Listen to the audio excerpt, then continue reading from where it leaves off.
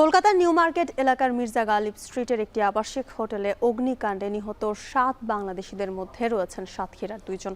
তাদের মধ্যে কালীগঞ্জের রেবতী সরকারের মরদেহ কলকাতাতেই সৎকার করতে চায় তার পরিবার। আর একই ঘটনায় নিহত SM আলিমুজ্জামান সাজুর মরদেহ ভোমরা সীমান্ত দিয়ে দেশে আসার কথা রয়েছে। এ নিয়ে আরও জানাতে সাতক্ষীরার ভোমরা স্থলবন্দর থেকে যুক্ত আছেন আহসান রাজীব। রাজীব, মরদেহ কখন নাগাদ পৌঁছাতে পারে, এ নিয়ে কি বলছেন স্বজনরা? এই মুহূর্তে অবস্থান করছি সাতক্ষীরার ভোমরা স্থলবন্দরে যে জিরো পয়েন্ট এলাকা রয়েছে, অর্থাৎ ইমিগ্রেশনের যে জিরো পয়েন্ট এলাকা, সেই জিরো পয়েন্টে এখানে আমরা এসে যেটি দেখেছি, নিহত সাজুর আলিমুজ্জামান সাজুর যে স্বজনরা তারা কিন্তু এখানে অপেক্ষমান রয়েছেন। তাদের আর একজন স্বজন ভারতে রয়েছেন কলকাতাতে, তিনি যে আসলে মৃতদেহটি তিনি নিয়ে আসছেন এবং ইতোমধ্যে আমরা যতটুকু জানতে পেরেছি সেটি বসিরহাট থেকে, এই ভারতের যে বসিরহাট রয়েছে বসিরহাট থেকে এখানকার যে ভারতীয় যে ইমিগ্রেশন রয়েছে, অর্থাৎ ঘোজাডাঙ্গা যে ইমিগ্রেশন, সেখানে অবস্থান করছে। অল্প কিছুক্ষণ পরেই মৃতদেহটি বাংলাদেশের যে ইমিগ্রেশন সাতক্ষীরা ভোমরা ইমিগ্রেশনে পৌঁছানোর কথা রয়েছে। আমরা এসে এখানে যেটি দেখেছি, এখানে বিজিবির কর্মকর্তারা রয়েছেন, ইমিগ্রেশন পুলিশের কর্মকর্তারা কিন্তু উপস্থিত রয়েছেন। একই সাথে যারা নিহত তার স্বজনরাও কিন্তু এখানে তারা কিন্তু অপেক্ষা করছেন। মৃতদেহটি আসলে তারা এখান থেকে সেটি গ্রহণ করে সেটি তাদের যে গ্রামের বাড়ি রয়েছে কালীগঞ্জ উপজেলার তেতুলিয়া গ্রামে, সেই গ্রামে কিন্তু এখান থেকে নিয়ে যাবেন এবং সেখানে আসলে তার দাফন কার্যক্রম সম্পন্ন হবে। এছাড়া আর একজন যে নাগরিক রয়েছেন, বাংলাদেশি নাগরিক রেবতী সরকার, তার মৃতদেহ গতকাল রাতে তার পরিবারের ইচ্ছা অনুযায়ী, অর্থাৎ তার ছেলের আবেদন অনুযায়ী সেখানে ভারতের কর্তৃপক্ষ সেখানে কিন্তু রাতেই কিন্তু দাহ করা হয়েছে বলে আমরা জানতে পেরেছি।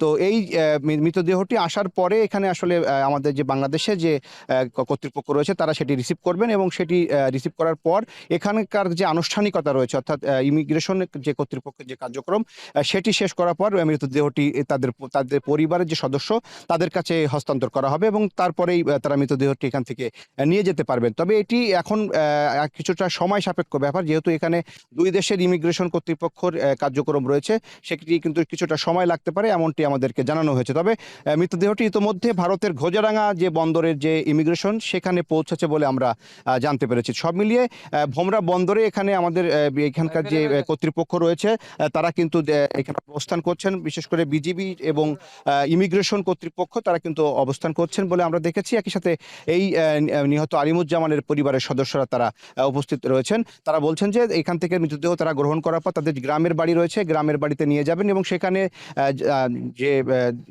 নামাজের জানাজা সেটি সম্পন্ন হওয়ার পরে গ্রামের বাড়িতেই তাকে দাফন করা হবে। তো এই ছিল আমার কাছে সাতক্ষীরার ভোমরা ইমিগ্রেশন থেকে সবশেষ তথ্য। জ্যোতিকা।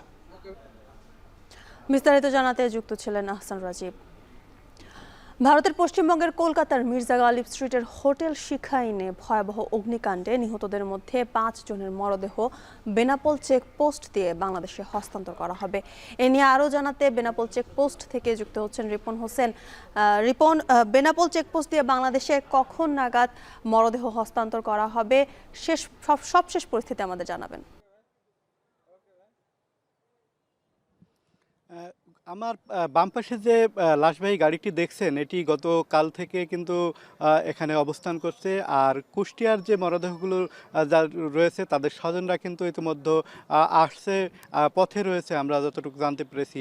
আর যে অগ্নিকাণ্ডের ঘটনায় যে নিহত যে যেগুলো স্বজনরা রয়েছে, যে তাদের স্বজনরা কিন্তু এখানে দু একজন অপেক্ষা করছে। এছাড়া কলকাতায় যে মরদেহগুলো রয়েছে ৫ জনের মরদেহ, বিশেষ করে কুষ্টিয়ার যে একই পরিবারের ৪ জন সাংবাদিক অজয় দত্ত সহ তার স্ত্রী, তার ৩ বছরের সন্তান এবং তার শ্বশুর, এই ৪ জনের মরদেহ এবং সাভারের আমিনবাজারের যে ব্যবসায়ের মরদেহ, এই ৫ জনের মরদেহ কিন্তু এই বন্দরের চেকপোস্ট দিয়ে আসার কথা রয়েছে। আমরা যতদূর জানতে পেরেছি যে কিছুক্ষণ ১০টার পরপরই রওনা দেওয়ার কথা রয়েছে কলকাতা থেকে, অর্থাৎ কলকাতা থেকে এখানে আসতে প্রায় আরও ২ থেকে আড়াই ঘন্টা সময় লাগবে।